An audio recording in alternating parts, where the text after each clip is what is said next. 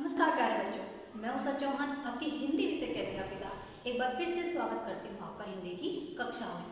तो आज हम कक्षा चौथी का पाठ 10 पायल को पत्र एक बार फिर से रिवाइज करेंगे, उसकी पुनरावृत्ति करेंगे, अर्थात पाठ के रूप में उसको देखेंगे। उसके बाद हम इस पाठ में आए जो कठिन शब्द थे उनके अर्थ देखेंगे, अर्थ जानेंगे, अर्थों को समझेंगे और उसके बाद हम अपने पाठ्य पुस्तक में दिए गए आओ करें 1, आओ करें 2 और आओ करें 3 को समझेंगे। तो चलिए आज की कक्षा शुरू करते हैं। तो देखिए, चलते हैं हम अपने पाठ की और पाठ के सार की ओर। तो देखिए, सबसे पहले हमें ये पता होना चाहिए कि इसके मुख्य पात्र कौन थे? अभिनव और पायल। दूसरा क्वेश्चन, पत्र किसने लिखा है और किसको लिखा है? तो पत्र किसने लिखा था? मैंने कल आपको बताया था, अभिनव ने। और किसको लिखा था? पायल ने। और कुछ क्वेश्चंस भी मैंने आपको बताए थे जो उसमें नहीं थे। तो पहला क्वेश्चन उसमें से मैं पूछूंगी और आप आंसर दीजिएगा साथ के साथ कि यह पत्र कौन सा है? जो पायल का पत्र है वो कौन सा है, औपचारिक या अनौपचारिक? तो कौन सा है? अनौपचारिक। वेरी गुड, अनौपचारिक पत्र। क्योंकि अनौपचारिक पत्र किसको लिखे जाते हैं? अपने सगे संबंधियों को या दोस्तों को। तो अभिनव किसका दोस्त था? पायल का। तो इसलिए ये कौन सा पत्र है? अनौपचारिक पत्र। अच्छा, ये बताइए, एक क्वेश्चन और मैंने कल आपसे किया था कि अभिनव कहाँ रहता था? कहाँ रहता था तो बताइए। वेरी गुड, दिल्ली में, है ना? दिल्ली में रहता था ना, क्योंकि जब हमने अपना जब कल हमने पाठ रीड किया था तो सबसे पहले मैंने आपको बताया था ना, ऊपर जो एड्रेस दिया गया होता है, तो पता दिया गया होता है, वो लिखने वाले का होता है। तो जैसे कि आपको पता ही है, यह पत्र किसने लिखा है? यह पत्र अभिनव ने। किसको लिखा है? पायल को। अच्छा, एक क्वेश्चन और अलग से पूछती हूँ, क्या अभिनव से पहले पायल ने पत्र लिखा था? इसका आंसर क्या होगा? हाँ या ना? तो बताइए, जल्दी जल्दी से बताइए और कमेंट बॉक्स में जरूर लिखिएगा कि क्या हाँ या ना। ठीक है, जरूर लिखिएगा ये चीजें, तो ताकि मुझे पता चलता रहे कि आपने कितने अच्छे तरीके से वीडियो को देखा है और कि नहीं देखा है, ताकि मैं आपके कमेंट हमेशा रीड करूंगी। तो देखिए, अब बात करते हैं पाठ की सार की ओर। पाठ का सार। अब देखिए, पाठ का सार क्या था कि पायल ने पहले किसको पत्र लिखा था? अभिनव को। अब अभिनव पायल के पत्र का जवाब दे रहा था। तो यहाँ पर पायल को नृत्य प्रतियोगिता में भाग नहीं मिला था, इसलिए वो मायूस थी। अपनी मायूसी का कारण बताते हुए पायल ने अभिनव को पत्र लिखा था। फिर उस मायूसी को दूर करते हुए अपने अनुभव को अभिनव ने पायल को बताया था कि अभिनव के साथ भी एक बार ऐसा हुआ था। जब वो किसी स्कूल में नया नया गया था तो उस स्कूल में भी वार्षिक महोत्सव होना था, उसमें भी नृत्य प्रतियोगिता होनी थी, लेकिन उसमें जो है अभिनव को चुना नहीं गया था। तो उससे जो अभिनव था वो बहुत मायूस हो गया था। वो अपने मित्रों को देखते हुए, डांस करते हुए, नाचते हुए देखते हुए बहुत रोता था और बहुत मायूस होता था। तो धीरे धीरे करके वो दिन आ ही गया जिस दिन उन्हें क्या करना था? परफॉर्म करना था, उसके दोस्तों को परफॉर्मेंस देनी थी अपनी। तो फिर क्या हुआ? तो उसके दोस्तों की बारी आई वहाँ पे नृत्य करने की। तो उनको देखकर जो अभिनव है वो फूट कर रोने लगा। उसको रोते हुए उसकी कक्षा अध्यापिका ने देख लिया था। तो उनकी कक्षा अध्यापिका उनके पास आई और उनसे बोला कि बेटा तुम क्यों रो रही हो? तो उन्होंने बताया, अपना सारा बताया कि मैं क्यों रो रहा हूँ, किस लिए रो रहा हूँ, सारी चीजें बताई। तो फिर वो उनको उनके पास ले गई जो एक्टिविटी इंचार्ज थे। जैसे मैंने बताया था ना, आपकी लविष्का मैम है, ऐसी उनकी होंगी। तो उनके पास ले गए। फिर उन्होंने समझाया था कि बेटा आपका ये केवल एक ही मौका नहीं है, आपको बहुत सारे मौके मिलेंगे। आपके डांस में, आपके नृत्य में, आपके नाच में बहुत सारी गलतियां थी जिसके कारण आपका चुनाव नहीं हुआ है। आप इन गलतियों को पहचानिए और इन गलतियों को दूर करने की कोशिश कीजिएगा। तो तभी से अभिनव कड़ी मेहनत करने में लग गया और उसने दूसरी साल जब उनका वार्षिक महोत्सव आया तब तक अपनी इतना अभ्यास किया और अपनी सारी गलतियों को दूर करके वो बिल्कुल परफेक्ट हो गए डांस में और उन्हें चुन लिया गया। बल्कि उनकी एक्टिविटी इंचार्ज ने उन्हें एक्टिविटी इंचार्ज बना दिया कि तुम बच्चों को चुनोगे इस साल वार्षिक महोत्सव में डांस करने के लिए। तो ये सारी बातें अभिनव किसको बताते हैं? पायल को बताते हैं। तो अभिनव ने ये पत्र पायल को क्यों लिखा? ताकि पायल उदास ना हो और बल्कि अपनी गलतियों को पहचानकर इतना ही कठिन परिश्रम करे, इतना ही अभ्यास करे और अगले साल नृत्य प्रतियोगिता में अच्छे से भाग ले और उसे जीते भी। तो ये थी हमारा हमारा पाठ का सार। तो अब इस पाठ में कुछ कठिन शब्द आए थे जो कि हमने लास्ट वीडियो में भी पढ़े थे।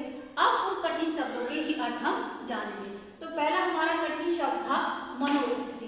क्या था? मनोस्थिति। याद रखिएगा बेटा, कठिन शब्द वही होते हैं जिनके अर्थ हमें समझ में नहीं आते हैं या फिर जो लिखने में थोड़ा डिफिकल्ट होता है। तो इसलिए मैंने यहाँ से कठिन शब्द भी नहीं हटाया है, इसलिए ये शब्दार्थ भी मैंने आपको बोला है।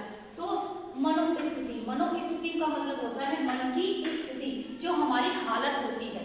ठीक है, भली भांति। भली भांति का अर्थ होता है अच्छी तरह से। वार्षिक, वार्षिक वर्ष में एक बार होने वाला, अर्थात साल में एक बार होने वाला। मैंने बताया था ना आपको वार्षिक महोत्सव क्या होता है। वार्षिक मतलब वर्ष में एक बार होने वाला, महोत्सव मतलब आयोजन। देखिए याद है हमारा महोत्सव आयोजन।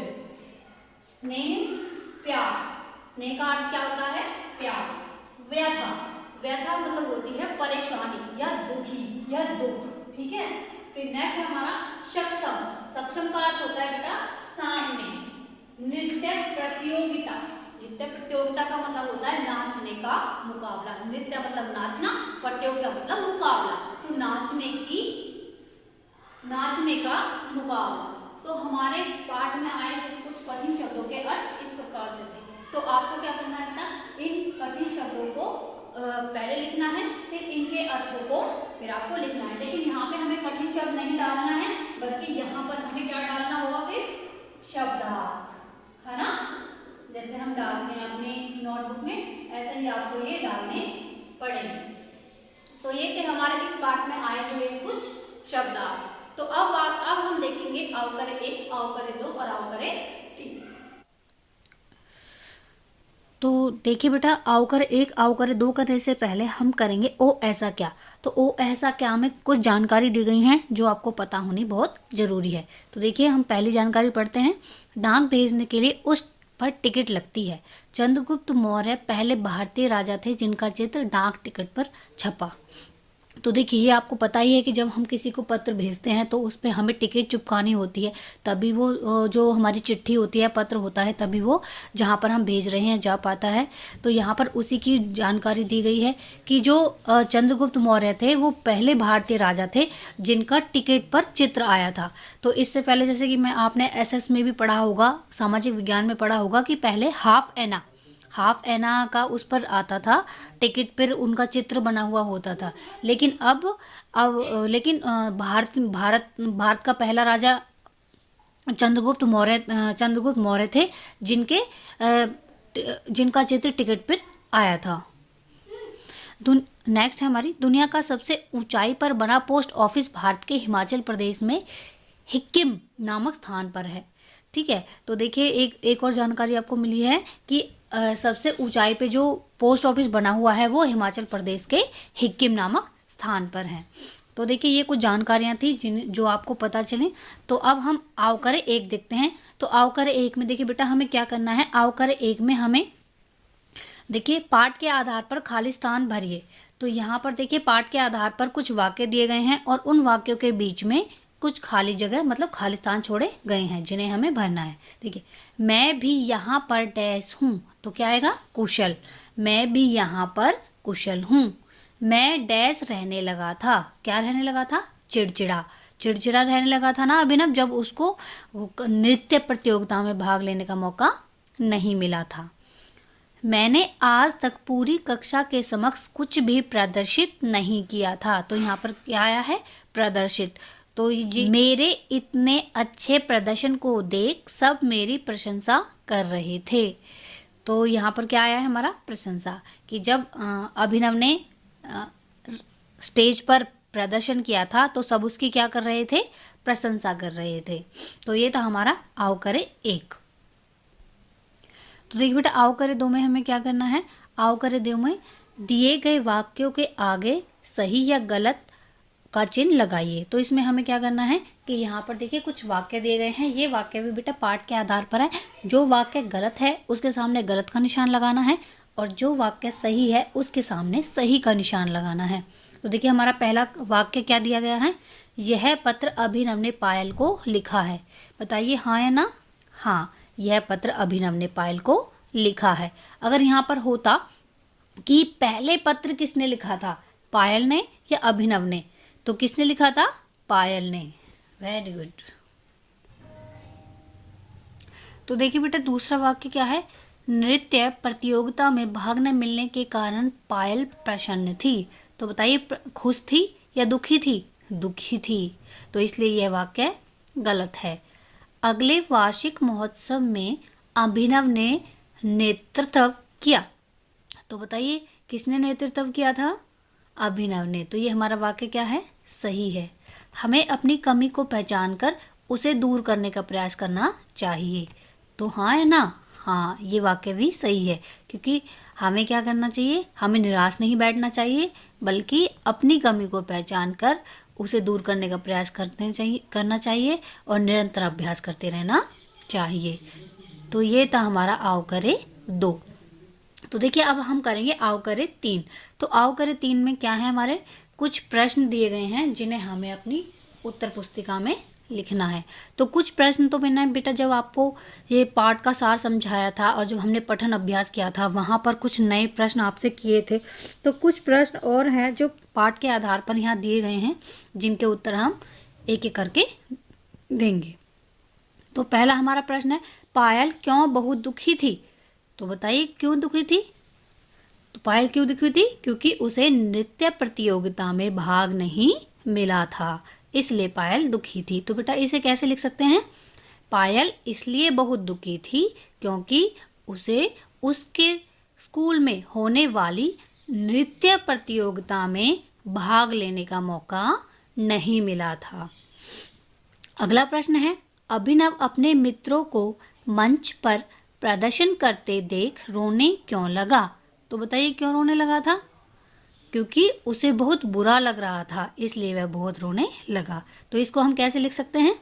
तो अभिनव अपने मित्रों को मंच पर प्रदर्शन करते देख इसलिए रोने लगा क्योंकि वह भी अपने दोस्तों के साथ मंच पर प्रदर्शन करना चाहता था, लेकिन उसे नृत्य प्रतियोगिता में चुना नहीं गया था, इसलिए उसे बुरा लग रहा था, इसलिए वह रो रहा था।